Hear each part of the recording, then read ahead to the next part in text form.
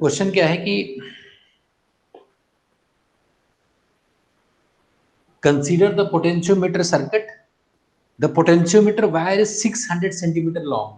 तो ये A B जो लेंथ है ए बी 600 सेंटीमीटर है, 600 सेंटीमीटर ये गिवन है। ये जो इसकी लेंथ है ना ए बी 600 सेंटीमीटर मतलब 6 मीटर है, मतलब मीटर ब्रिज नहीं हुआ ना, ये पोटेंशियोमीटर हो गया। क्यों? अरे पोटेंशियोमीटर हो गया, एक्सटेंशन पोटेंशियोमीटर है। फर्स्ट इसमें क्वेश्चन क्या है, फर्स्ट पार्ट कि at what distance from the point A, at what distance from point A should the jockey touch the wire to get zero deflection in the galvanometer? Should null point की position बता, at what distance from point A, null point है ना, null point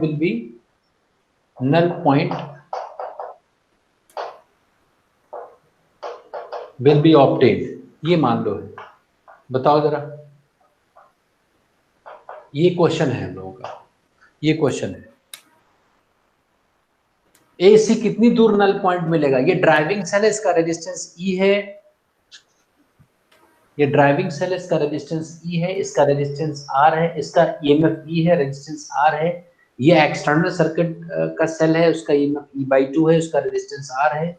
ये jockey है जिसको connect करेंगे। ये पूछा गया है कि 600 सेंटीमीटर में कितनी दूर आने पर हमें नल पॉइंट मिलेगा। This is very important question.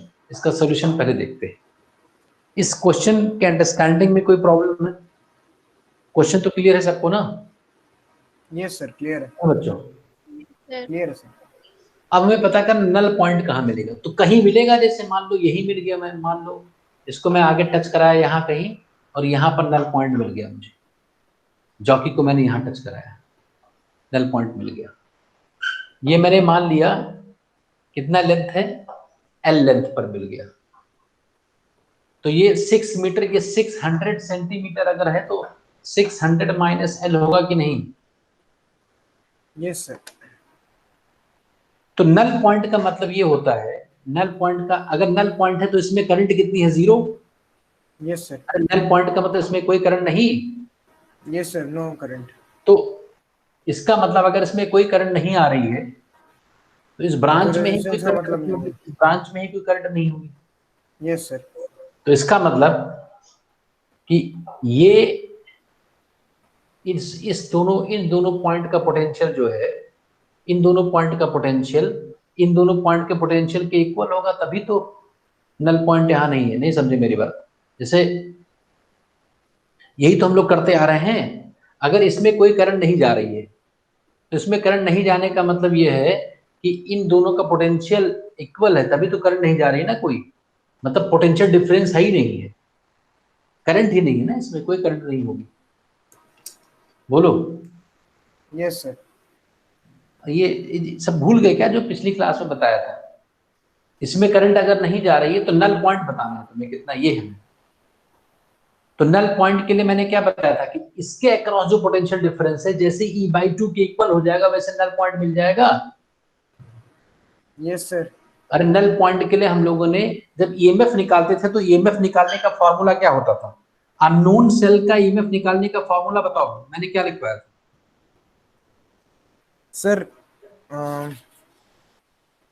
L/AB into VAB। Yes sir, L/AB into VAB।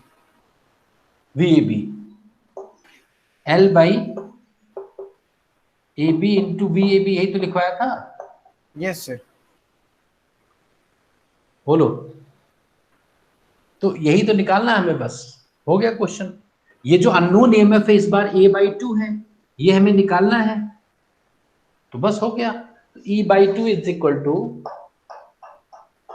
E/2, ये अननोन सेल का ईएमएफ पता है मुझे। E/2 is equal to L मुझे निकालना है, AB है 600 इंटू, ये बताओ AB का पोटेंशियल डिफरेंस कितना होगा? AB का ए बी का पोटेंशियल डिफरेंस। इस सर्किट में करंट तो फ्लो करेगी, इसमें करंट तो नहीं आएगी, इसमें करंट तो नहीं आएगी, लेकिन इस सर्किट में तो करंट फ्लो करेगी ना, इस सर्किट में। Yes sir. और ये तो कंप्लीट सर्किट है ना, ये देखो इस यस सर्किट सर। में ईएमएफ कितना है ई, और इस सर्किट का रेजिस्टेंस कितना है 16R। Yes sir.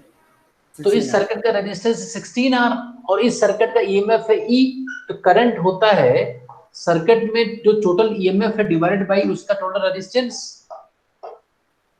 Yes sir. तो सर्किट में यही तो करंट फ्लो करेगी, बोलो बच्चों, ई बाई 16R। तो अब इस पॉइंट का VAB क्या होगा, VAB होगा ओम्स लॉ, V होता है I इंटू R। तो VAB क्या होगा, I कितना है E बाई 16R इंटू इसका रेजिस्टेंस 15R। बस L की वैल्यू आ गई, दिस R कैंसिल्स आउट। अब बताओ E कैंसिल्स आउट, L की वैल्यू आ गई, कितना आएगा बताओ। L is 1600 into 16 by 30। कितना आ गया, 480 आ गया क्या, कितना आएगा, नहीं नहीं सर 480 नहीं होगा, 320। 320। आंसर आ गया, कोई डाउट किसी को, जल्दी बोलो। सर एनी यहाँ वाला डाउट। बता दीजिए, यहाँ पे मैं जो ये कह ए रहा बाई टू हूँ से लगाया है। कि पिछली क्लास में हम लोगों ने जो पढ़ा था वो भूल गए, तुम लोग रिवाइज नहीं किया।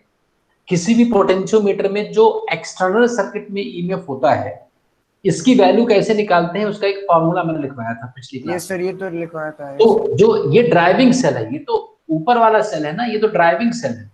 तो यस सर। अननोन ईएमएफ इस बार अननोन नहीं है, उसकी वैल्यू हमें पता है E/2 है। तो अननोन सेल का ईएमएफ होता था is equal to null point A से कितने डिस्टेंस पर मिलता है वो distance L by total length of the wire AB, L by AB into potential difference between A and B wire की। ये मैंने पिछली क्लास में लिखवाया था। अब मैं इसी को छाप रहा हूं, तो लेफ्ट हैंड साइड में E/2 यस इज सर, ठीक इक्वल है, टू समझ गया। L। AB है 600 सेंटीमीटर, AB है 600 सेंटीमीटर। अब हमें पता करना है कि इस वायर के क्रॉस पोटेंशियल डिफरेंस कितना है। तो इस वायर का रेजिस्टेंस कितना है 15R, अरे इस वायर का रेजिस्टेंस कितना है 15R, बोलो। Yes sir. तो रेजिस्टेंस अगर 15R है, उस रेजिस्टेंस में करंट I हो, तो V होता है डेल्टा V होता है IR। तो अगर इस रेजिस्टेंस में करंट हम निकाल लें, इस पाथ में करंट हम निकाल लें, तो अगर हम करंट निकाल लें तो करंट को रेजिस्टेंस से गुणा कर देंगे तो पोटेंशियल डिफरेंस आ जाएगा।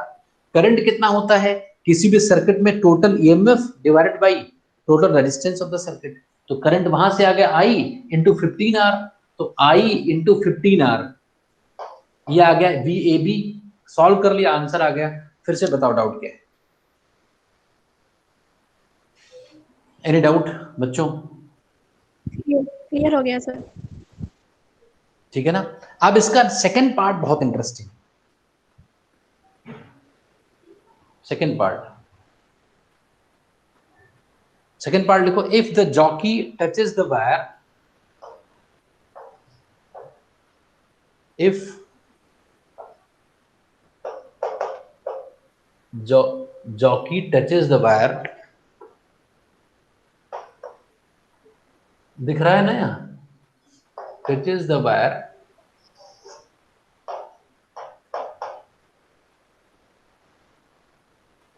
at a distance of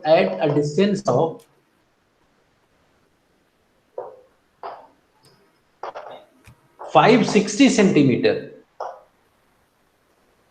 from A, then what will be current in galvanometer? Then what will be current in galvanometer? ये हमें पता करना है। क्वेश्चन दिख रहा है सबको? Yes sir. देखते हैं भाई अब क्या होगा। ये सबने लिख लिया? वैष्णवी शाश्वत, इसमें डाउट कोई? No sir. इसको लिख लिया था, फिर से मैं भी ड्रॉ कर दूंगा पूरे उसको इधर से। अब सेकंड पार्ट हम करते हैं, चलो।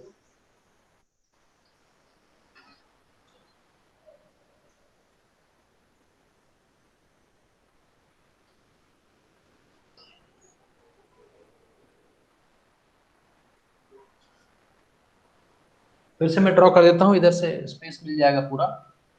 ये देखो, ये सेल है और इसका रेजिस्टेंस कुछ था, यहाँ पर एक ए बी वायर था, यहाँ पर एक ड्राइविंग सेल है, इसका भी रेजिस्टेंस है, फिर यहाँ पर जॉकी है कहीं, यहाँ पर कनेक्टेड है। ये कितना था? आर था, ये E/2 है ना? यस ये सर। E है, ये आर है, और इसका रेजिस्टेंस कितना है? 15R। 15R AB। अब ये जो है, अब यहाँ पर गैल्वेनोमीटर लगा हुआ था, अब ये यहाँ पर कहीं टच कर रहा है, जॉकी यहाँ पर टच कर रही है, कितनी दूर यहाँ से? अरे बोलो। 560 सेंटीमीटर। इधर 40 बचा ना, 40, 600 यस है ये। सर। बोलो बच्चों, ठीक है ना? ये हमें अब देखो, ये कितने सेंटीमीटर पर टच करता, ये जॉकी कितने सेंटीमीटर पर टच करे तब इसमें कोई करंट नहीं थी, बताओ? Sir 320 centimetre. 320 पर ना। अभी जो पहले पार्ट का आंसर क्या था? जब ये जॉकी 320। 320 वाले पॉइंट को टच कर रही थी तब इस पार्ट में कोई करंट नहीं था। 320 के अलावा अगर वो कहीं भी टच करेगा पॉइंट तो करंट होगा। अब जीरो नहीं होगा, नल पॉइंट नहीं होगा ना। नहीं समझे? समझ गए सर। तो अब हमें इसमें करंट होगी, हमें बताना है कितनी करंट होगी, ये क्वेश्चन हो गया। तो इसमें एक बड़ा इंटरेस्टिंग है, इसमें एक काम करते हैं, मैं बता देता हूं, ये पहली इस टाइप का क्वेश्चन है, उसके बाद मैं फिर से इसको रीड्रॉ करने जा रहा हूं, तो लोग बताओ कोई करेक्शन अगर होगा तो बताना। मैं क्या ड्रॉ कर रहा हूं देखना।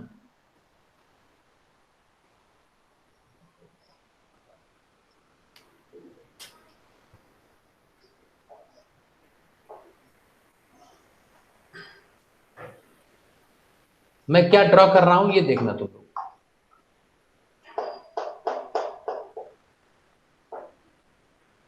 ये टोटल लेंथ कितना? 600 सेंटीमीटर था। Yes sir. तो 600 सेंटीमीटर का रेजिस्टेंस कितना था? 600 का रेजिस्टेंस था 15R। 15R। तो 1 सेंटीमीटर का कितना होगा? 15R by 600। यस तो सर। 40 का कितना होगा? 40 का कितना होगा? 40 इंटू 15R बाई 600 कितना? 1 आ जाएगा, आर आ जाएगा, 40 का आर आ जाएगा। आर आएगा। ये जो पार्ट इधर 40 वाला बचा हुआ था इसको मैंने आर कह दिया, और 15R टोटल था, तो ये 14R हो गया कि नहीं? Yes sir. तो हमें यही तो गैल्वेनोमीटर लगा था, गैल्वेनोमीटर। Yes sir. तो हमें इसी ब्रांच में करंट तो निकालनी है, इस ब्रांच में। Yes sir. तो ये क्वेश्चन किरचॉफ वोल्टेज लॉ का हो गया। नहीं समझे मेरी बात? समझ गए सर। अब यहां से मान लो करंट आई निकली, आई इधर से, इधर चली गई I1, तो बची करंट कितनी? I minus I1। ये दोनों करंट यहां आएगी, दोनों मिल जाएगी, तो I माइनस I1 यहां से, I1 यहां से, दोनों मिल जाएगी, तो फिर यहां से I इकट्ठी हो जाएगी और I करंट ऐसे चली जाएगी इसमें। यहां तक बताओ, कोई डाउट हो तो बच्चों? कोई doubt? No sir. No sir. अब हमें क्या करना है? हमारे पास दो अननोन है, I1 और I, और दो लूप्स हैं, दोनों लूप्स में हम KVL लगाएंगे, इक्वेशन बनाएंगे, सॉल्व करेंगे, आंसर आ जाएगा। हर कंपटीशन में, कॉम्पिटिटिव एग्जाम में ऐसे क्वेश्चंस पूछे जाते हैं जहां तुम्हें KVL की जरूरत होती है। बहुत आसान क्वेश्चन इसलिए क्योंकि हम लोग बहुत कूल हैं, बहुत आराम से सोच रहे हैं, कोई घबराहट नहीं है, कोई पैनिक नहीं है, तो इसलिए अब बहुत आसानी से हम काम कर लेंगे। हमें I1 जो आएगा वो आंसर निकालना है। मैं इसमें KVL अप्लाई करने जा रहा हूं बच्चों। देखो, फिर से आपको याद भी आ जाएगा। मान लो यहाँ पर एक पॉइंट मैंने मान लिया A है, मैं A से चलूंगा और A तक आऊंगा और KVL का एक इक्वेशन बनाऊंगा। इक्वेशन बनाने जा रहा हूं मैं। तो VA बोलो क्या होगा, वी ए आगे बोलो बच्चों, इक्वेशन बनाओ, ए से आगे बढ़ेंगे तो क्या होगा? सर किस वाले लूप में, मतलब इसी पहले जो बड़ा वाला लूप है उसमें जाएंगे, आगे बढ़ना है उसके? नहीं, ये बड़े वाले में, पहले ऊपर वाले में चल रहा है। सब केवीएल का गेम है पूरा। 12th में 40% जो सिलेबस है वो सिर्फ केवीएल का है बस। सर केवीएल वी लगाना आ ए गया तो माइनस आई 40%। इंटू 14R, आई इंटू 15R सर। हाँ, V A minus I into 15R plus आगे चलते हैं तो मैं इक्वेशन बनाने जा रहा हूं। वी ए से आगे चलते हैं तो V A minus, V A minus current के डायरेक्शन में जा रहे हैं ना, तो करंट के डायरेक्शन पर जाने पर पोटेंशियल ड्रॉप होता घटता है। कितना घटता है? Current I minus I one into 14R, अरे इतना घट गया। फिर आगे बढ़े, फिर करंट के डायरेक्शन में हम जा रहे हैं तो फिर ड्रॉप होगा, तो माइनस आई आर। फिर आगे बढ़ेंगे तो करंट फिर से आई आर, तो माइनस आई आर। फिर यहां पर हम पॉजिटिव टर्मिनल से निकलेंगे ना, पॉजिटिव से, तो प्लस ई, और पहुंच गए बी ए पर। इक्वेशन क्या बन गया देख लेते हैं, सॉल्व कर लेते हैं। Minus 14R minus I R minus R, minus 16IR, तो माइनस 16IR और plus 14I1R, I1R plus E is equal to 0 is equal to minus E. यहां तक ठीक है बच्चों? Yes sir. इसको अगर हम प्लस माइनस कर लें एक बार, तो E इज इक्वल टू आ गया, E is equal to 16IR minus 14I1R। First equation हमारे पास आ गई। किसी को डाउट नहीं होना चाहिए। अब मैं इस छोटे वाले लूप में चल रहा हूं, छोटे वाले लूप में चलूंगा और फिर इक्वेशन बनाऊंगा। तो मान लो अब पॉइंट ए यहां पर आ गया, अब मैं चल रहा हूं तो V A minus E by two, minus जिस टर्मिनल से बाहर निकलते हैं उसका voltage minus E by two, और फिर करंट ऐसे जा रही है, मैं भी ऐसे जा रहा हूं, तो माइनस करंट के डायरेक्शन में जाने पर पोटेंशियल घटता है, रेजिस्टेंस में कितना घटता है, आई वन इंटू आर। फिर ऊपर आया मैं, यहां पर करंट के अपोजिट में आ रहा हूं तो प्लस कितना, करंट कितनी है इसमें, I minus I one into 14R, और मैं पहुंच गया कहां, ए पर पहुंच गया।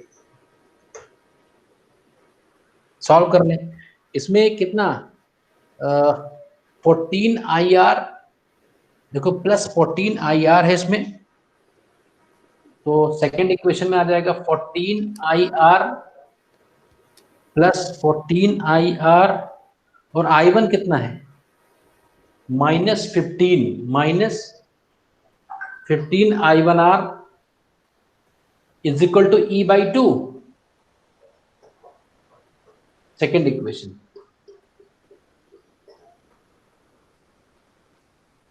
बच्चों बोलो, जल्दी बोलो बच्चों।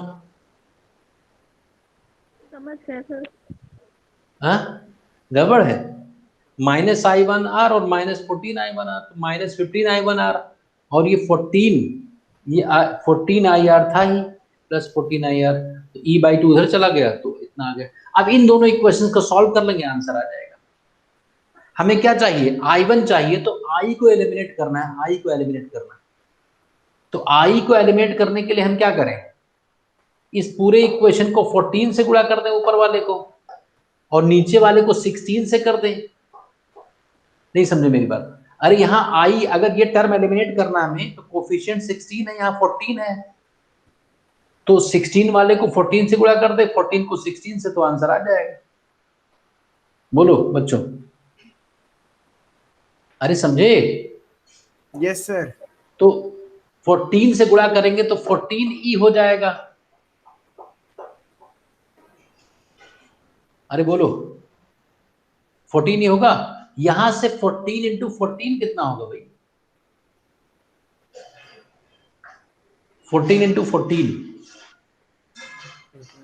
296, कितना 196, अरे ये तो कट जाएगा ना, घटा देंगे, इसमें तो गुणा ही नहीं कर रहा हूँ, तो एलिमिनेट हो जाएगा बाद में, तो यही तो Yes, sir. बचेगा। तो -196 आर, और यहां से अगर 16 से गुणा करेंगे तो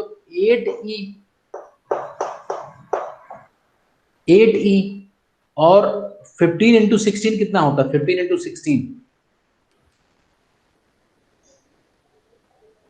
अरे 15 इंटू 16 भाई, 196 सर, हाँ 190 सॉरी 190। 190, तो -190 आर। अब सब्ट्रैक्ट किया था तभी तो ये, सब्ट्रैक्ट किया होगा तभी तो ये एलिमिनेट हुआ होगा। तो अगर मैं सब्ट्रैक्ट कर दूं तो कितना आ जाएगा? 14 में से 8 घटाओ, 6e is equal to minus, I1 भी तो था यहाँ यार, I1 भी तो था, I1 भी है, इसको घटाओगे तो माइनस कितना आ जाएगा? माइनस, कुछ गड़बड़ है कैलकुलेशन में। सर 15 इंटू 16 240 आ रहा है। हाँ ये कुछ और होगा भाई, 240 आना चाहिए, 15 इंटू 16 240 होना चाहिए। अरे अरे हाँ सर ठीक है सर, हाँ हाँ चक्कर ठीक में है, सॉरी सॉरी अब सॉरी अब 196 में से 240 घटाओ, 240 में से 196 घटाओ, 240 में से 196 44, 44। तो 44 आर I1 आया, तो यहां से I1 की वैल्यू आ गई, देखो I1 की वैल्यू क्या आ गई? I1 बताओ, I1 क्या आ रहा है यहाँ से?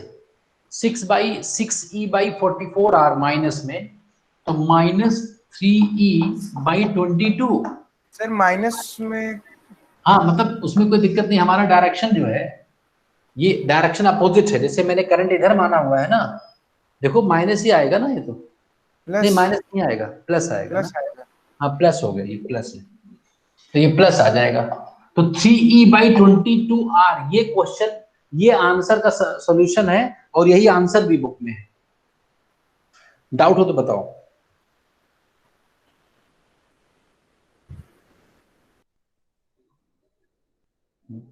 जानवी, मिहिर, समर, शाश्वत, श्लोक, सुचिता, वैष्णवी, विभा, बताओ जल्दी।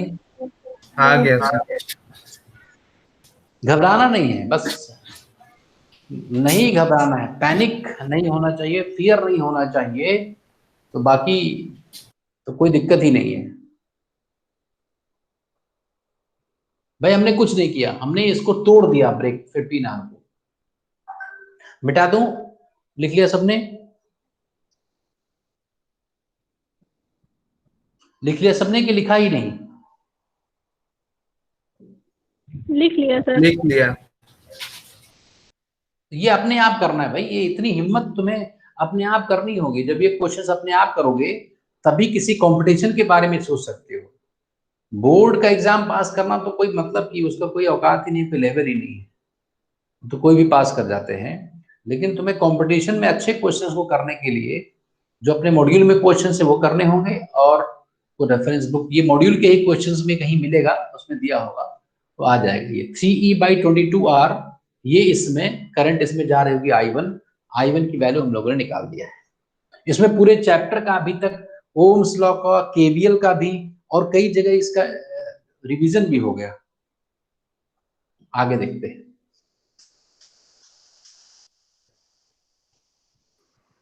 सर ऐसा क्वेश्चन नीट में आएगा? हाँ ऐसा क्वेश्चन नीट में आएगा? नहीं नहीं, नीट में नहीं आएगा। नीट में इसके जो छोटे छोटे पार्ट्स हैं, जो कंसेप्ट हम लोगों ने यूज किए हैं, वो आ जाएगा। जैसे सिर्फ यही रहेगा कि if the jockey is touched not at 320 centimetre there will be current in the galvanometer, तो यस या नो लिखना होगा। तो यस करंट होगी, है ना।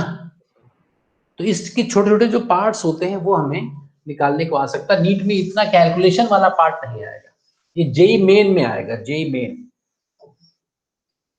एडवांस में भी नहीं आएगा, क्योंकि इसमें कोई कंसेप्चुअल बहुत बड़ी बात नहीं है। कैलकुलेशन अगर ज्यादा है तो वो जेई मेन का क्वेश्चन होता है, और एम्स में आ सकता है, एम्स का मर्ज कर दिया गया है, तो पहली बार हम लोग देखेंगे कि एम्स का, इसको देखते हैं कि क्वेश्चन कैसे आ रहा होगा, इस बार पता चलेगा। नाउ नेक्स्ट इज, हम लोग पोटेंशियोमीटर का एप्लीकेशन पढ़ रहे थे। तो एप्लीकेशन में, पोटेंशियोमीटर के एप्लीकेशन में जो मीटर ब्रिज वाला था वही हम लोगों ने कॉपी किया था। उसमें अननोन ईएमएफ जो सेल है उसकी ईएमएफ की वैल्यू निकालनी थी, ये हो गया था। दूसरा है to compare EMF of two cells. तो next application is application of galvanometer, use of potentiometer में नेक्स्ट है to compare EMF of two cells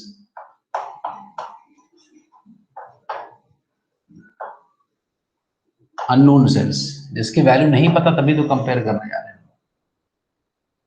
तो पहले हमें, जब भी ये क्वेश्चन आएगा, ये बोर्ड में आएगा, ये सिर्फ बोर्ड का क्वेश्चन है, उसमें ये रहेगा कि describe how we compare EMF of two cells using a potentiometer. यही होगा क्वेश्चन, 3 नंबर का क्वेश्चन होगा।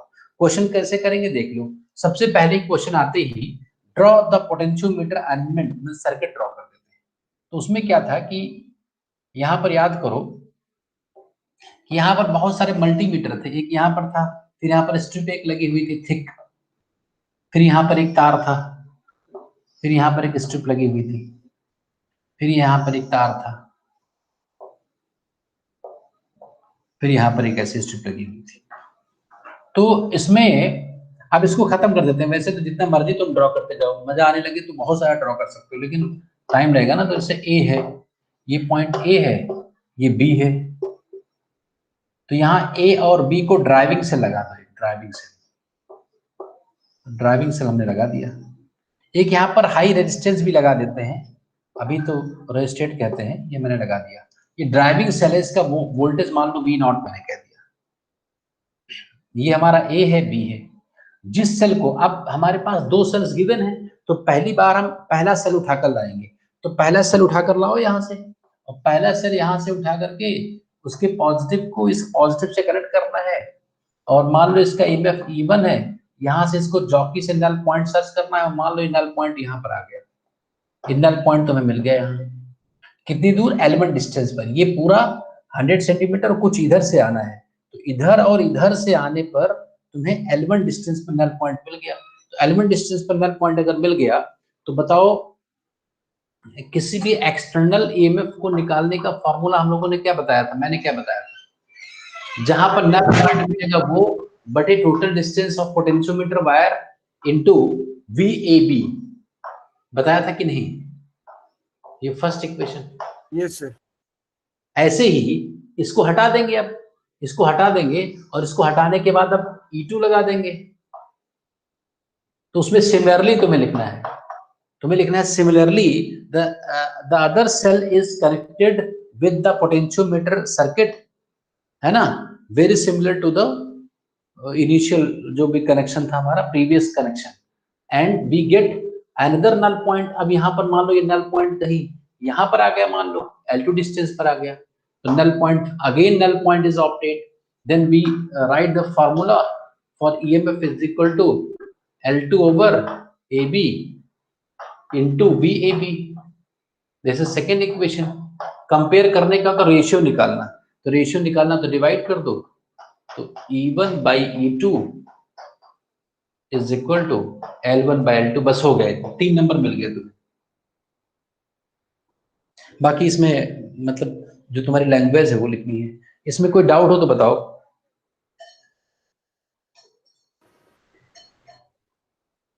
बच्चों डाउट हो तो बताओ। No sir. बहुत आसान है ना ये। अरे बोलो, ये तो बोलो यार, आसान है तो, बहुत आसान यस काम है। सर। हाँ सर। स्कूल का काम है मान लो ऐसे। आगे देखते हैं, सबने लिख लिया। एक मिनट सर।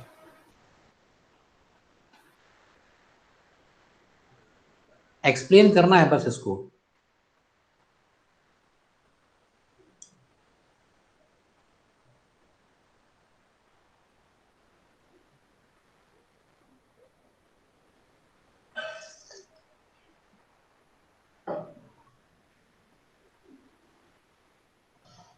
हो गया, आगे देखते हैं।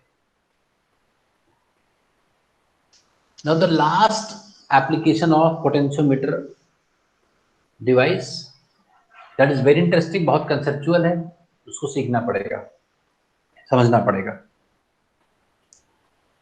Next application is, third application is to find internal resistance,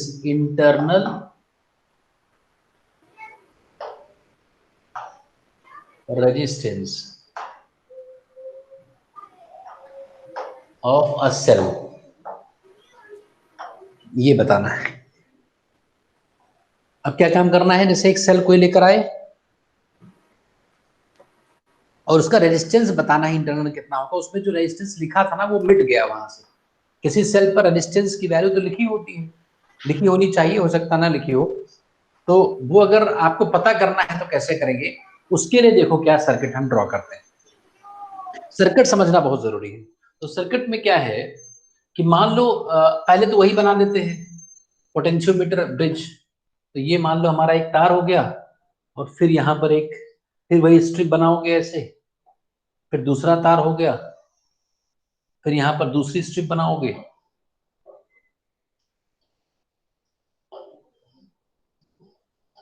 है ना, और फिर यहाँ पर ये तार ऐसे लाओगे, फिर स्ट्रिप बनाओगे ऐसे ही, थिक स्ट्रिप है, और फिर यहाँ से तार ले जाओगे।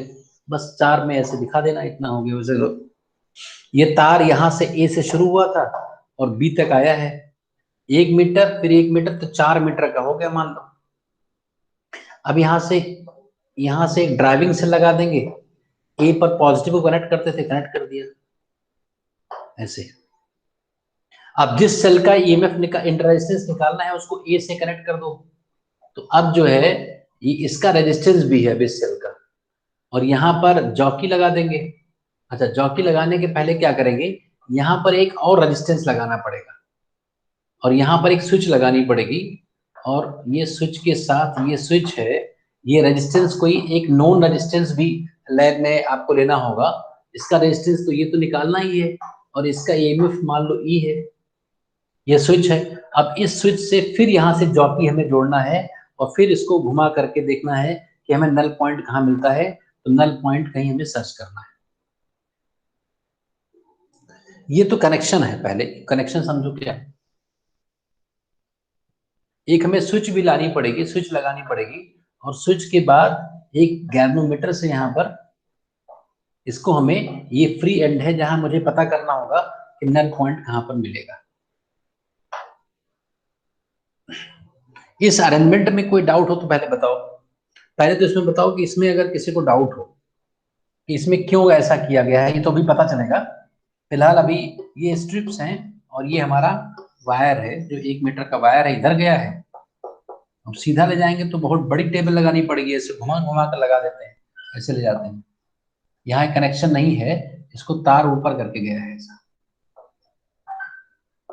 यहाँ तक के डिस्कशन में कोई डाउट किसी को? मान लो ये V0 वोल्ट का है हमारा ड्राइविंग सेल है, यहाँ की डिस्कशन में कोई डाउट? यहाँ तक के डिस्कशन में सर दूसरी रेजिस्टेंस क्यों लगी है? देखो, ये तो हमें लगाना पड़ेगा बाहर से लाकर, मतलब एक नोन वैल्यू का रेजिस्टेंस लगाना पड़ेगा, इसका यूज है, और ये हमें निकालना है। ये क्यों लगा है अभी पता चलेगा। अब इसमें पहला केस तो ये है कि when switch is open, when switch is open, we get a null point,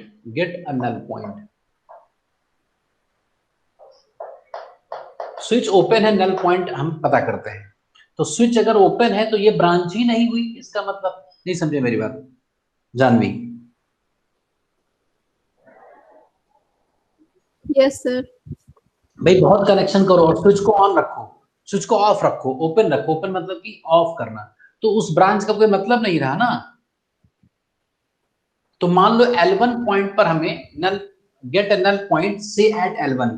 मान लो हमने इसको स्विच को ओपन करने के बाद, तो ये मान लो है ही नहीं है, तो स्विच को ओपन करने के बाद नल पॉइंट पता किया, तो ए बी ये 1 मीटर ये और इधर कुल मिलाकर L1 डिस्टेंस पर नल पॉइंट मिला। तो ईएमएफ कितना होगा? तो ईएमएफ कितना होगा भाई? जब नल पॉइंट हुआ तो इसमें करंट आ ही नहीं रही है, तो करंट नहीं आ रही है तो इसका कोई मतलब नहीं है। तो ईएमएफ जो बताया था मैंने L1 by A B into V A B. अरे बोलो, ये फर्स्ट इक्वेशन आ गया कि नहीं बच्चों? बताओ। Yes sir. ये तो पहले वाली बात हुई ना। Now switch S is closed. अब स्विच को क्लोज कर दो। Again null point is obtained. Again null point is obtained.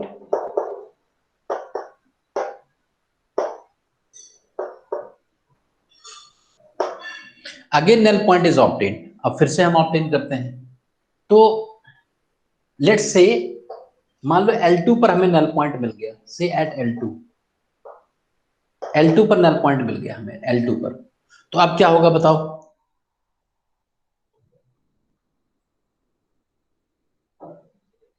अब क्या होगा? अब देखो, जब इसको हम स्विच को ऑन कर देंगे, आप समझने वाली बात है, इसको जब ऑन कर दिया गया तो इसमें तो कोई करंट नहीं है, तो क्या इसके अंदर करंट होगी? अरे इस ब्रांच में कोई करंट है, लेकिन अंदर अंदर तो करंट फ्लो कर रही होगी ना बच्चों? Yes sir. और यहां भी अंदर करंट फ्लो कर रही होगी, ये वाला, जैसे यहां पर इसके अंदर भी करंट फ्लो कर रही होगी ऐसे। ये तो सर्किट कंप्लीट है ना, देखो इस बैटरी से सर्किट कंप्लीट है ऐसे, इसमें करंट फ्लो कर रही होगी, और इसके अंदर ये भी सर्किट कंप्लीट है, लेकिन यहां पर कोई करंट नहीं होगी। और मान लो इसको इस बार हमने इसको जब इसको नल पॉइंट पता किया तो इस बार मान लो हमें कहीं और मिल गया, यहां कहीं मिल गया ऐसा मान लो नल पॉइंट। ये बाद वाला नल पॉइंट है, ये पहले वाला नल पॉइंट है। तो नल पॉइंट कब मिलता था? जब बैटरी के अक्रॉस जो पोटेंशियल डिफरेंस होता था, वही पोटेंशियल डिफरेंस हमें नल पॉइंट के क्रॉस मिल जाया करता था। तो अब इसके अंदर एक करंट फ्लो करेगी। कितनी करंट फ्लो करेगी इसके अंदर? इसके अंदर करंट होगी, लेकिन ये बाहर इसमें नहीं जाएगी करंट, इसमें तो नल पॉइंट है ना, यहाँ पर डिफ्लेक्शन नहीं। तो इसके अंदर कितनी करंट होगी? इसके अंदर करंट होगी E divided by R plus R। सबको पता है, क्लियर है, बहुत आसान है भाई। पूरा रेजिस्टेंस इसका R प्लस R और EMF E, तो R प्लस R इतनी करंट फ्लो होगी इसमें। तो अगर इतनी करंट फ्लो होगी तो हमें, मैंने आपको बताया है कि इन दोनों पॉइंट्स के बीच में पोटेंशियल डिफरेंस कितना होगा? वही होगा जो यहां होगा। अरे ये वाला पॉइंट यहां लिख सकते हो, ये वाला पॉइंट यहां लिख सकते हो। तो अगर मैं पूछूं कि इन दोनों पॉइंट्स के बीच में पोटेंशियल डिफरेंस कितना है, तो कोई चाहे यहां से बता दो चाहे यहां से बता दो। इधर का बताना आसान है, इधर का बताना इसलिए आसान है क्योंकि इसमें कम चीजें हैं। तो इसमें करंट कितनी फ्लो कर रही है? I, और I इंटू R कर दिया जाए तो इन दोनों पॉइंट्स का पोटेंशियल डिफरेंस मिल जाएगा। तो इन दोनों पॉइंट्स का पोटेंशियल डिफरेंस कितना होगा? I into capital R। तो जब नल पॉइंट मिल रहा है, नल पॉइंट मिलने का मतलब है कि ऊपर इन दोनों पॉइंट्स के बीच का पोटेंशियल डिफरेंस इन दोनों पॉइंट्स के बीच के पोटेंशियल डिफरेंस के इक्वल है। जैसे ए यहां से यहां आओ, इन दोनों पॉइंट्स का पोटेंशियल डिफरेंस जब इन दोनों पॉइंट्स की पोटेंशियल डिफरेंस के इक्वल हो जाएगा तो इसमें डिफ्लेक्शन नहीं होगा। तो इसमें तो आई आर हो गया, तो आई कितना है जो भी निकाल लेंगे इंटू आर। और इधर का पोटेंशियल डिफरेंस कितना होता था किसी भी वायर में? L2 by unitary method AB into VAB। तो यहां आई आर की जगह हम रख देते हैं आई, तो ER बटे R प्लस R। ये सेकेंड इक्वेशन आ गई, ये सेकेंड इक्वेशन आ गई। यहां तक के डिस्कशन में कोई डाउट हो पहले तो पूछ लो, क्योंकि इसके बाद तो कुछ काम हो गया है, खत्म हो गया discussion.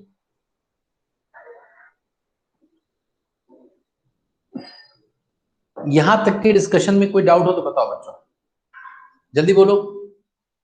देवोस्तुति, no sir. Janvi, Mihir, Samar. No doubt sir. ये बात समझ गए कि इसको ये सर्किट क्यों लगाया गया? अगर मैं ये सर्किट नहीं लगाता तो हमेशा नल पॉइंट आता, तो ये चीज हमारे एक्सप्रेशन में आती ही नहीं। अगर हम इसमें करंट नहीं फ्लो कराएंगे तो जब तक यहाँ करंट नहीं फ्लो होगा तब तक हमारे एक्सप्रेशन में ये स्मॉल आर आएगा ही नहीं, तो स्मॉल आर निकालेंगे कैसे? स्मॉल आर तभी किसी इक्वेशन में आएगा जब उस आर में करंट फ्लो होगी। अगर बार बार हम इसको नल पॉइंट पा जाते, मान लो ये सर्किट कंप्लीट नहीं करते, तो ये आर आता ही नहीं किसी कैलकुलेशन में, तो और आर कैसे निकालते फिर हम लोग? तो आप फर्स्ट इक्वेशन को एक बार फिर रिपीट कर दिए ये वाला, आवाज कट गई थी, एक बार फिर रिपीट कर दिए सर अभी जो आपने। मैं ये कह रहा हूँ कि जब अगर मान लो ये तार में ना लगाता, सिर्फ ईएमएफ लगाता, मान लो ये ब्रांच ना होती, अभी तक तो यही करते आ रहे थे ना हम लोग नीचे वाली ब्रांच कंप्लीट नहीं करते थे। याद करो, एक सेल लगाते थे, सेल को पॉजिटिव से जोड़ते थे, नेगेटिव से एक जॉकी लगा देते थे, नल पॉइंट पता कर लेते थे कि नहीं? Yes sir. तो अगर हम सिर्फ यही करते तो जब यहाँ पर नल पॉइंट आता तो इसमें कोई करंट होती नहीं, तो जब करंट नहीं होगी तो ये एक्सप्रेशन में कभी अपीयर नहीं होगा ना इक्वेशंस में। भाई किसी रेजिस्टेंस, जब कोई रेजिस्टेंस में करंट होगी तभी तो वो हम इक्वेशन में आएगा, वो नहीं तो इक्वेशन में अपीयर ही नहीं होगा। Yes sir. तो इक्वेशन में अपीयर ही नहीं होगा और हमें आर ही निकालना है, तो जब इक्वेशन में नहीं आएगा तो आगे हम कुछ काम ही नहीं कर पाएंगे। तो ये इक्वेशन में आए, इसके लिए जरूरी ये है कि इसमें कहीं ना कहीं करंट फ्लो हो। तो इसमें करंट फ्लो होने के लिए मैंने एक छोटा सा सर्किट बना दिया, ऐसे कंप्लीट कर दिया। तो सर्किट कंप्लीट करने का फायदा ये हुआ कि इस सर्किट में करंट फ्लो होने लगी। अब जब इस सर्किट में करंट फ्लो होगी तो उसमें आर आ जाएगा करंट वाले इक्वेशन में। और कोई नल पॉइंट तभी मिलता है, किसी मीटर ब्रिज में नल पॉइंट तभी मिलता है जब जो ईएमएफ हम लोगों ने ऊपर लगाया है उन दोनों पॉइंट्स ईएमएफ के अक्रॉस जो पोटेंशियल डिफरेंस है, चाहे इन दो पॉइंट्स का पोटेंशियल डिफरेंस निकालो, चाहे इन दो पॉइंट्स का, मैंने बताया है ये पॉइंट यहां पर आ सकता है, ये पॉइंट यहां पर आ सकता है। तो जब इन दोनों पॉइंट्स के बीच का पोटेंशियल डिफरेंस इन दोनों पॉइंट्स के बीच का पोटेंशियल डिफरेंस के इक्वल हो जाता है तो यहाँ पर नल पॉइंट आता है और कोई डिफ्लेक्शन नहीं होगा। तो इन दोनों पॉइंट्स के बीच का पोटेंशियल डिफरेंस वही होगा जो यहाँ पर होगा। तो इसमें कितना पोटेंशियल डिफरेंस होगा? I R. तो आई कितना था? E by R plus R into R is equal to, यहाँ पर कितना पोटेंशियल डिफरेंस होता है? यूनिटरी मेथड से निकालते हैं, याद करो भाई, L2 by A B into V A B. अब फर्स्ट इक्वेशन को सेकंड इक्वेशन से डिवाइड कर दो, तो अगर डिवाइड करेंगे तो क्या आएगा बताओ? डिवाइड करो जरा, फर्स्ट बाई सेकंड इक्वेशन को डिवाइड करो तो क्या आएगा? R plus R by R, अरे बोलो क्या आएगा भाई? फर्स्ट इक्वेशन सेकंड को डिवाइड करो तो L1 बाई L2 आएगा। हेलो, कहाँ गए बच्चे सब? Hello hello sir. ये बोल क्यों दे रहे हो तुम लोग भाई? यार फर्स्ट इक्वेशन को सेकंड में डिवाइड करेंगे, फर्स्ट बाई सेकंड इक्वेशन, तो ये डिवाइड कर लेफ्ट हैंड साइड में वही तो बचेगा, वो देखो वहां। Yes sir. अब इसको और हम सिंप्लीफाई कर लें तो 1 plus R by R is equal to L1 by L2 आ गया? नहीं आया क्या? yes, आ गया सर, आ गया। R by R is equal to L1 by L2 minus 1 आ गया? Yes sir. तो R आ गया ना, R जो हमें निकालना था, L1 by L2 minus 1 into R, ये R आ गया।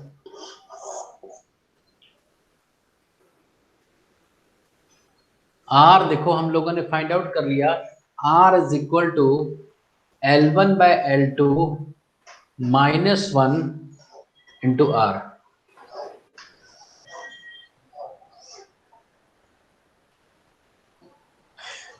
तो L1 क्या है? L1 क्या है बोलो? L1 क्या है? नल पॉइंट, जब पहला नल पॉइंट मिलेगा वो जब वाला है। स्विच ओपन है तब का नल पॉइंट। Yes sir. और L2 क्या है? जब स्विच क्लोज है तब का नल पॉइंट।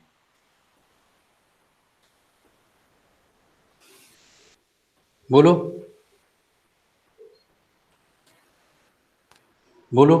अब ये क्वेश्चन ऐसे लिखा रहेगा, जब भी तुम्हारे एग्जाम में क्वेश्चन आएगा तो लिखा रहेगा कि इस पे न्यूमेरिकल आते हैं। न्यूमेरिकल क्या आता है कि सब कुछ ऐसा लगाया जाएगा और कहा जाएगा when switch is open the null point is obtained at this centimetre, now the switch is closed again null point is obtained at this much centimeter. If the external resistance is capital R, then find the value of internal resistance. तो ये formula L1 by L2 minus 1 into R कर देंगे। ये समझे एक बात? Minute sir, आप लिख ले रहे हैं इसको। कोई डाउट किसी को? No sir. ये आएगा भाई, ये हर कहीं ना कहीं, चाहे कंपटीशन में मिलेगा तुम्हें और स्कूल में तो मिलेगा ही। So this is how we have completed, this is how we complete क्या एप्लीकेशन ऑफ पोटेंशियोमीटर। ये यहाँ तक हमारा कंप्लीट हो गया काम। अब इसमें सिर्फ लास्ट टॉपिक एक बचा हुआ है, वो अमीटर और वोल्ट मीटर, उसका कन्वर्जन और उसके ऊपर क्वेश्चंस करने की तो लिमिट नहीं है, आपको बहुत सारे क्वेश्चंस करने होंगे, तब आपका कंसेप्ट क्लियर होगा। और टाइम पास करने से फायदा नहीं होगा। आपको अपॉर्चुनिटी मिली है कि आपको कहीं जाना आना नहीं है, तो जाने आने में बहुत सारा टाइम और किसी से मिल नहीं सकते, कोई फंक्शन नहीं, गैदरिंग नहीं हो सकती है। तो we have to thankful to the corona virus to give us so much opportunity to utilise this time, है ना? क्यों कि नहीं? Yes sir. तो इसको यूटिलाइज करना है, बहुत सारे क्वेश्चंस करने हैं। बताओ जल्दी, इसमें डाउट बताओ।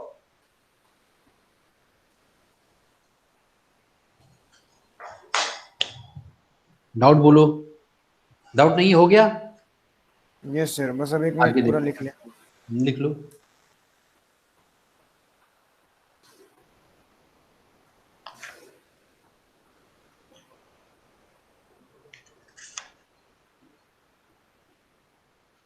सुचिता, मिहिर,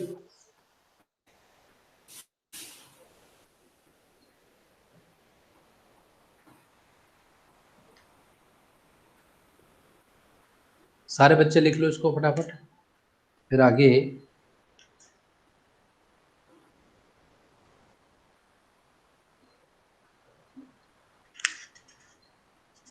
नीट में क्वेश्चन आएगा इसी पर, ये बड़ा सा एक ऐसा क्वेश्चन लिखा रहेगा और सिर्फ यहाँ L1 दिया रहेगा, L2 दिया रहेगा, R दिया रहेगा, स्मॉल r निकालना होगा।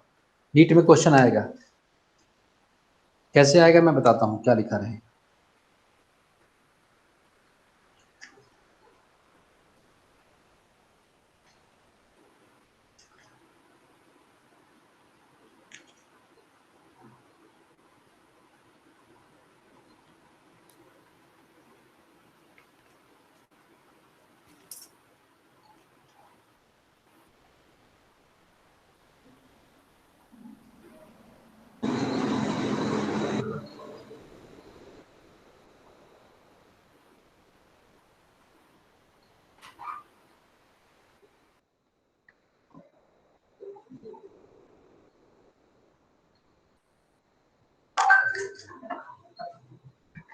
इसका क्वेश्चन सीधा लिखा रहेगा कहीं आपके उसमें, और देख लेना कहीं इसमें एनसीईआरटी में जरूर लिखा होगा, और उसमें कोई दिक्कत की बात नहीं होगी। सीधा L1 L2 दिया रहेगा और ये निकालना होगा, बस कुछ खास नहीं होता। आगे हम लोग क्या पढ़ेंगे अब? इसको लिख लिया सबने? Yes sir.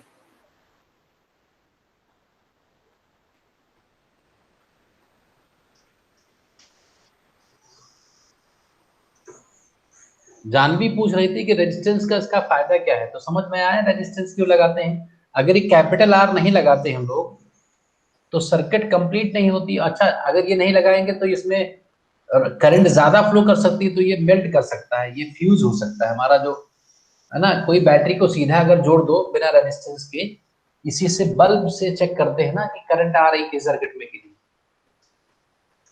कई बार तुमने देखा होगा इलेक्ट्रिशियन से एक बल्ब लेकर आते हैं, तार से बल्ब कनेक्ट होता है, उस सर्किट को टच करा के बल्ब जल जाता है, तो समझ जाते हैं कि इसमें करंट आ रहा है कि नहीं। बोलो, यस देखा है? तो वो जो बल्ब है वो हाई रेजिस्टेंस होता है, तो हाई रेजिस्टेंस होने से स्पार्क नहीं होता है। अगर करंट को जाने का रास्ता बहुत तेजी से मिलेगा तो बहुत ज्यादा करंट होगी, बहुत ज्यादा करंट होगी तो वो लाइट और स्पार्क के फॉर्म में अपीयर होगा। तो अगर उसको रेजिस्टेंस प्रोवाइड कर देंगे रास्ते में करंट की, तो वो उतना तेजी से फ्लो नहीं करेगी, तो वो सेफ रहेगा थोड़ा। इसीलिए वो यूज करते हैं। तो इसीलिए हमारा जो ऊपर वाला सर्किट मैंने बनाया था उसमें एक रेजिस्टेंस लगा दिया गया, तो रेजिस्टेंस लगाने से उस छोटे वाले सर्किट में करंट की वैल्यू कम हो गई। तो करंट की वैल्यू कम हो गई तो जल्दी से हम लोगों ने मतलब वो सेफ सर्किट रहा, सर्किट सेफ रहा। अभी हम लोग देखो आगे क्या करेंगे, ये हम लोग पढ़ने जा रहे हैं कि ये गैल्वेनोमीटर क्या होता है। गैल्वेनोमीटर ये क्या होता है, ये पढ़ने जा रहे हैं। तो इट इज अ करंट और voltage measuring device, voltage measuring device.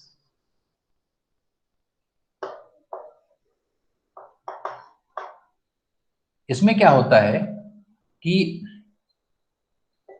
दो ऐसे एक मैग्नेट लगाए जाते हैं, फिट किए जाते हैं,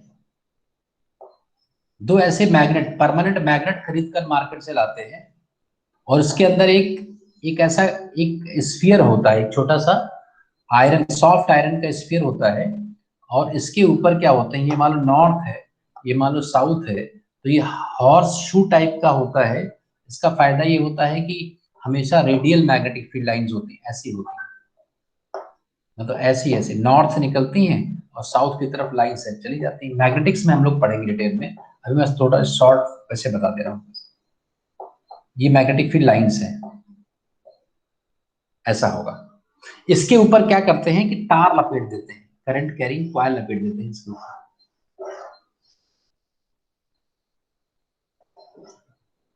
इसके ऊपर तार लपेट देते हैं और तार लपेट देंगे और यहाँ कहीं हम इसमें करंट को फ्लो करा देंगे जब जरूरत पड़ेगी। दो तार यहाँ निकले हुए हैं,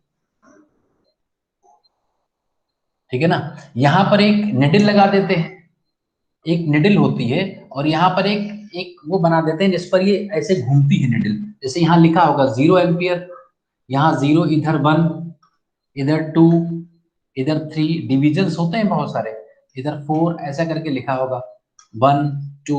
अब जो भी लिखा होगा वो अलग अलग कैलिब्रेशंस होते हैं, जिसको हमें देखना होता है, ऐसे लिखा होगा। तो जैसे ही हम ये हमारा बन गया, ये बन गया हमारे, ये डिब्बे के अंदर बंद होता है। तो डिब्बे के अंदर जो बंद है, इसके अंदर हमें देखने की जरूरत नहीं क्या है, उसमें एक तार निकला होता है। ये दो तार सॉकेट के फॉर्म में होते हैं, ये दो तार जहां कहीं भी लगाओगे ये डिफ्लेक्ट हो जाएगा, बता देगा इतना एम्पियर करंट है।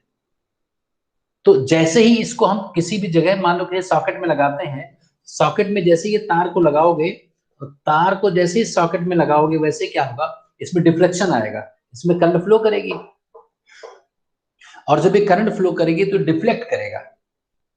तो इसका जो डिफ्लेक्शन है उसको हम देख लेंगे कि इतना करंट, पहली बार तो हमें कैलिब्रेट करना होगा। कैलिब्रेशन का मतलब ये होता है कि सबसे मान लो 10 एम्पियर, पहले तो हम इसमें नॉन वैल्यू करंट की भेजेंगे, जैसे 10 एम्पियर करंट भेजेंगे, और मान लो 10 एम्पियर पर ये 10 डिविजन्स घूम गया, 10 डिविजन्स घूम गया, तो हम समझ जाएंगे कि ये 10 एम्पियर जाने पर 10 डिवीजन घूम जाता है, तो उसको लिख लेंगे कि अब उसके बाद हम कोई अननोन वैल्यू करेंगे, मान लो 7 डिवीजन भेजा, तो उसमें 7 डिवीजन से घूम पाया तो 7 एम्पियर करंट। नहीं, मेरी बात समझे, जब भी कोई इंस्ट्रूमेंट बनता है तो सबसे पहले तो एक नोन वैल्यू से उसको चेक करते हैं ना कि कितना है। जैसे एक नोन वैल्यू की करंट जाएगी तो उससे पता कर लेते हैं कितना है। तो इसमें जो डिफ्लेक्शन होता है ना, निडल में जो डिफ्लेक्शन होता है थीटा, वो इस करंट के प्रोपोर्शनल होता है। ज्यादा करंट आएगी तो ज्यादा थीटा होगा। नहीं समझे मेरी बात? अरे समझ गए कि नहीं भाई? हेलो, ये समझ, थीटा मतलब डिफ्लेक्शन ना? Yes, theta sir. Deflection of the needle है। मान लो निडल यहाँ डिफ्लेक्ट कर गया, थीटा ऐसे घूम गया, तो ज्यादा करंट होगी तो ज्यादा घूमेगा ना।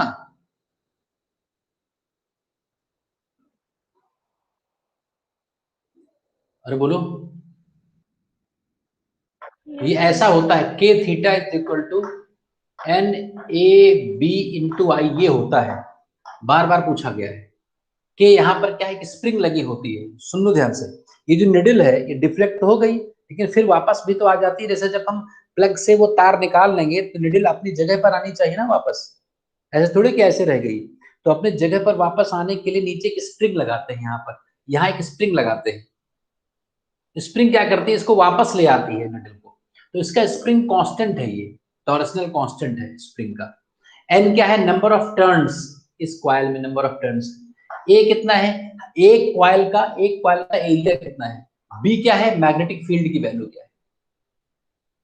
तो यहां से थीटा बाई आई अगर कर दिया जाए तो थीटा बाई आई क्या हो जाएगा, एन ए बी बाई के। इस टर्म को हम सेंसिटिविटी कहते हैं। ये जो है ना, सेंसिटिविटी कहा जाता है, sensitivity, sensitivity of galvanometer, theta by I of galvanometer. कोई बताएगा ये सेंसिटिविटी क्या होती है? सेंसिटिविटी क्या होती है, जल्दी बोलो, लास्ट पॉइंट है। कितना अमाउंट ऑफ करंट आने पे डिफ्लेक्शन का कितना एंगल कितना हो रहा है डिफ्लेक्शन। सेंसिटिविटी का मतलब होता है कि बहुत कम वैल्यू पर भी डिफ्लेक्शन आ जाए, ज्यादा सेंसिटिव इंस्ट्रूमेंट है। जैसे वो जो आलू तौलने वाले तराजू होता है पहले वाला, अभी तो डिजिटल बैलेंस है, वो 4 डिजिट्स तक निकाल देता है, आलू को भी निकालता है कि 1.236 किलोग्राम निकालता है कि नहीं। अरे अब तो बहुत सेंसिटिव आने लगे ना, जैसे सब्जी वाले के यहाँ सेंसिटिव वो होता है, वो डिजिटल बैलेंस होता है, वो डेसिमल के 3 पॉइंट्स तक निकाल देता है। तो अगर 1 किलो आलू खरीदना हो एग्जैक्टली 1.000 तो बड़ा मुश्किल हो जाए, चाकू से काटना पड़ेगा। नहीं समझे मेरी बात? Yes sir. भाई एग्जैक्टली 1 किलो खरीदना बड़ा मुश्किल है आलू। तो आलू में जैसे 10-20 ग्राम 50 ग्राम इधर उधर कोई दिक्कत नहीं है, लेकिन अगर गोल्ड खरीदना हो तो क्या 10-20 ग्राम इधर उधर चल जाएगा? ले लेंगे सर, एक्स्ट्रा मिल जाए तो। नहीं चलेगा ना। तो हम ऐसा नहीं कर सकते कि हम लोग आलू तौलने, जो कन्वेंशनल जो ऐसे पैन बैलेंस होता था जिसपे एक तरफ बांट रखते थे इधर आलू रखते थे, क्या उसको लेकर के हम गोल्ड तौल सकते हैं, सोने को तौल सकते हैं? वो बड़ा वाला तराजू तो सर वो सेंसिटिव नहीं है, उसमें 10 ग्राम सोना रखा जाएगा तो वो जो ऊपर निडल है वो डिफ्लेक्ट ही नहीं कहेगा नहीं रखा, और तुम्हारा तो इतना पैसा रखा हुआ है 10 ग्राम सोना। तो छोटे से छोटे वैल्यू को कोई भी डिवाइस अच्छे से अगर मेजर कर दे तो उसको हम सेंसिटिव डिवाइस कहते हैं। तो यहां पर क्या है, सेंसिटिविटी ज्यादा होने का मतलब, ये टर्म ज्यादा होना, ये टर्म ज्यादा होने का मतलब है कि कम करंट पर थीटा ज्यादा हो, करंट कम हो और थीटा ज्यादा हो तो ये टर्म ज्यादा होगा ना। तो छोटी से छोटी करंट को अच्छे से मेजर करने को सेंसिटिविटी कहते हैं। नहीं समझे मेरी बात? अरे बात समझे कि नहीं बच्चे? समझ गए तो सर। सेंसिटिविटी बढ़ाने के लिए क्या, कैसे, अगर किसी भी गैल्वेनोमीटर की सेंसिटिविटी तुम्हें बढ़ानी है तो नंबर ऑफ टर्न्स बढ़ाना सबसे आसान काम है। जैसे मान लो 1000 बार घुमाया गया है, तुम उसको निकालो अंदर 2000 बार घुमा दो, बस सेंसिटिविटी डबल हो गई। एरिया अगर बड़ा करोगे तो गैल्वेनोमीटर बड़ा हो जाएगा। एरिया, अगर कॉइल का एरिया बढ़ाओगे ना तो इतना बड़ा बड़ा गैल्वेनोमीटर लेकर आएंगे, मतलब बॉक्स में लेकर आएंगे तो चेक करेंगे तुम्हारे यहाँ कर, वो तो छोटा सा डिवाइस होता है ना, एरिया नहीं बढ़ाते। मैग्नेटिक फील्ड बढ़ाओगे तो ये भारी हो जाएगा, क्योंकि परमानेंट मैग्नेट्स बड़े हैवी लगाओगे तो ये एडवाइजेबल नहीं है, ये भी एडवाइजेबल नहीं है। इसको अगर कम करोगे तो स्प्रिंग को अगर बहुत कम कर दोगे ना तो टूट जाएगी स्प्रिंग जब डिफ्लेक्ट होगा, तो ये भी एडवाइजेबल नहीं है। क्या एडवाइजेबल है? नंबर ऑफ टर्न्स को बढ़ा देना, इसमें कोई नुकसान नहीं है। ये अक्सर क्वेश्चन पूछा जाता है कि how sensitivity of a galvanometer is increased, can be increased. तो क्या लिखोगे? By increasing number of turns on the soft iron spherical core, उसको बढ़ाने पर इसको बढ़ा सकते हैं सेंसिटिविटी। तो आज के लिए इतना ही है। मुझे लग रहा है कि तुम लोगों का टाइम अगर हो तो इसको थोड़ा सा और देख लें अभी, अगर किसी को कहीं कोई क्लास का एंगेजमेंट ना हो। नो सर, थोड़ा सा बचा हुआ है, इसको कंप्लीट कर देते हैं। ये सेंसिटिविटी। यहां तक किसी को डाउट? जल्दी बोलो। No sir, doubt? No sir. तो अब देखो, ये सेंसिटिविटी हमारा आ गया, theta is proportional to I है। अब इसमें दो बातें तुम्हें, जब हम गैल्वेनोमीटर को ऐसे दिखाएंगे, ये हमारा गैल्वेनोमीटर है, मतलब ऐसा कुछ भी बना होगा ऐसा, मतलब ये हमारा गैल्वेनोमीटर है, मान लो ये ऐसा बना होगा। तो इसमें दो बातें लिखी होती हैं, इसमें हमें दो बातें पता होती हैं जो हमारे उस इंस्ट्रूमेंट के ऊपर लिखा होता है। एक लिखा होता है full scale deflection current, full scale deflection current, full scale deflection current, इसको हम IG से लिखते हैं, IG। और एक कैपिटल G होता है, ये रेजिस्टेंस ऑफ गैल्वेनोमीटर होता है, resistance of galvanometer.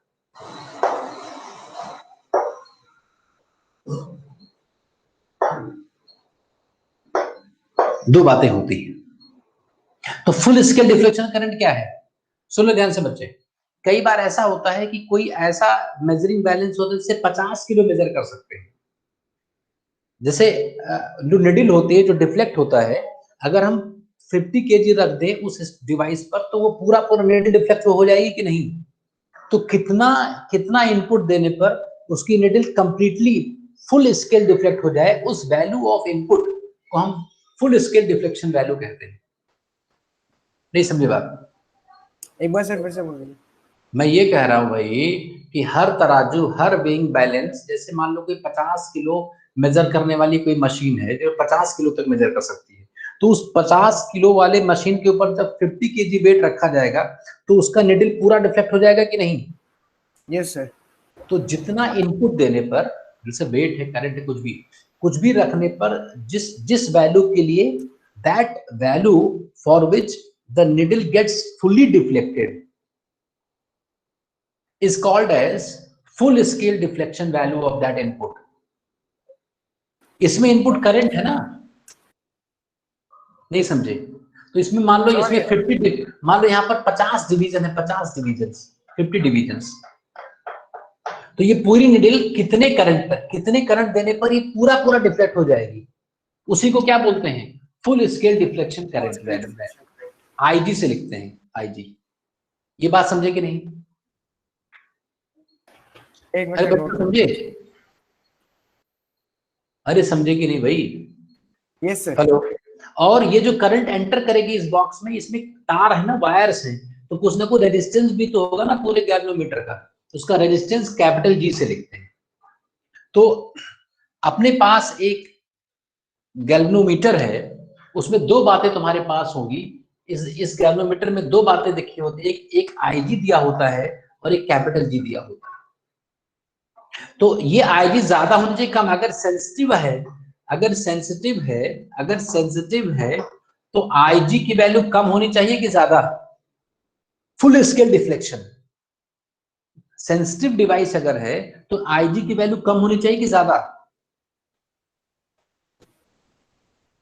Sir IG तो उस पे कितना नंबर ऑफ वो दिया हुआ उस पे मैटर करेगा ना। और कोई बताओ, श्लोक बताओ, मिहिर बताओ, जानवी, वैष्णवी, देवस्तुति, समर बताओ।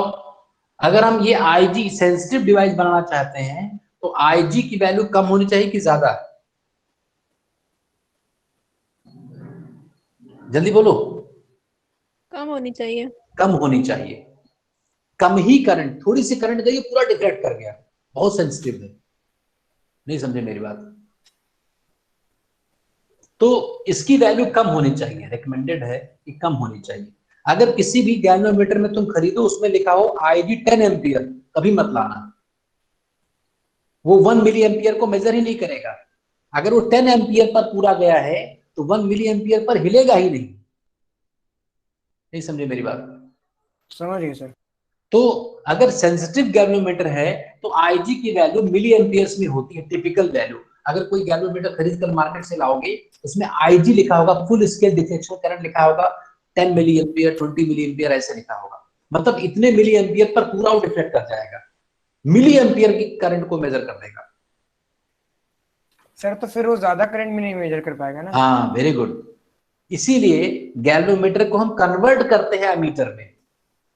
याद आया कुछ स्कूल में पढ़ा हुआ, conversion of galvanometer into ammeter. Yes sir, conversion. Very good, very good. यही तो जरूरत थी जो हम चाहते थे कि तुम लोग गेस कर लो कि हम ये क्यों, हम इसको कन्वर्ट क्यों करते हैं। और रेंज क्यों बढ़ाएंगे? हम रेंज बढ़ाने के लिए कुछ स्पेशल इसमें कनेक्शन और सर्किट में चेंज करेंगे। गैल्वेनोमीटर की दिक्कत ही तुम लोग पहचान गए। गैल्वेनोमीटर की दिक्कत ये है कि भाई वो अगर सेंसिटिव नहीं बनाओगे तो दिक्कत है, सेंसिटिव बनाओगे तो कम ही मेजर कर पाएगा। तो हमारे पास एक ऐसा डिवाइस चाहिए जो कम करंट को भी मेजर करे और ज्यादा करंट को भी ज्यादा मेजर को भी करे। measure करे। उस मेजरिंग डिवाइस को हम एमीटर कहते हैं। नहीं समझे? मतलब सर गैल्वेनोमीटर का जो मेजरिंग रेंज है वो छोटा सा हो, मतलब छोटा होता है। हाँ हाँ, कोई छोटी सी अगर करंट को मेजर करना हो तो मेजर कर सकते हो, अदरवाइज इसको यूज नहीं करते हैं। इसको थोड़ा सा चेंज कर देते हैं, बस वो सही हो जाता है, बाद में वो पता चल जाता है क्या है। तो आज के लिए इतना ही। काफी सारा कंसेप्ट हम लोगों ने इसका सीख लिया है। अब इसमें बहुत चीजें कम बची हैं, ये समझ गए होंगे। और